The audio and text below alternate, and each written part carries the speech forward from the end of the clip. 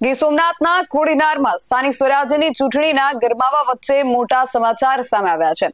જાણીતા બિઝનેસમેન મનોજ મોરી પર ભાજપના તાલુકા પંચાયત સદસ્યના અપહરણનો આરોપ લાગતા પોલીસે તેમની દ્વારકાથી અટકાયત કરી છે।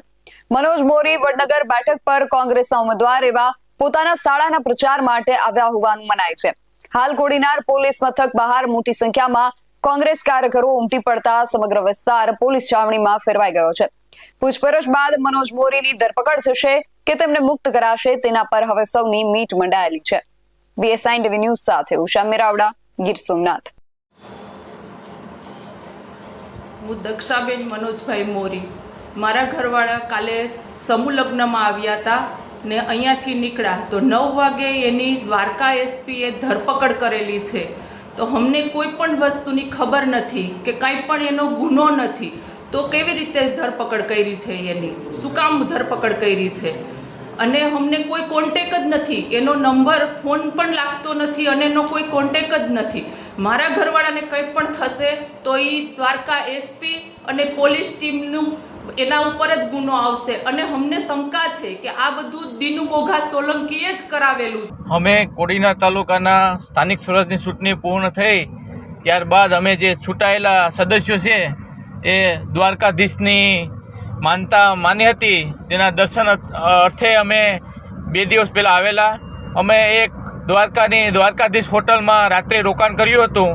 ત્યારે અમને કોઈ પણ જાણ કર્યા વગર કે કોઈ પણ ખબર અંતર પૂછ્યા વગર અમારા જે 100 થી 150 પોલીસે રાત્રે 9 વાગે અમારી હોટલને ઘેરી અને અમારા ખોટા નિવેદન અમને ધાક ધમકી આપેલ છે।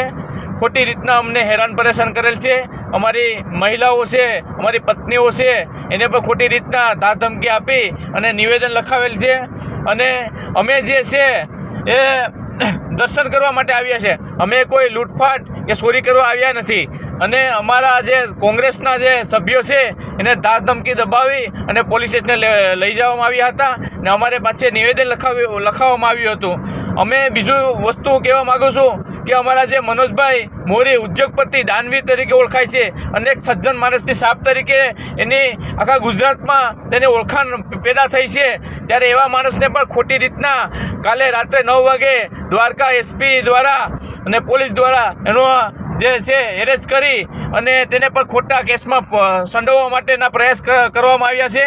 તો હું એક કહેવા માગું છું, એક ગુજરાત સરપંચ તરીકે, મિત્યાજ ગામના સરપંચ તરીકે અને તાલુકા પંચાયતના સદસ્યના પ્રતિનિધિ તરીકે કે આ પોલીસ છે અને આ તાનાશાહીમાં ક્યારે અમે મુક્ત થશું? કારણ કે આવા અમે લોકશાહી ઢબે છૂટાયેલા સભ્ય તરીકે પણ આમાં સુરક્ષિત નથી, મહિલાઓ સુરક્ષિત નથી, પુરુષો સુરક્ષિત નથી, લોકો સુરક્ષિત નથી।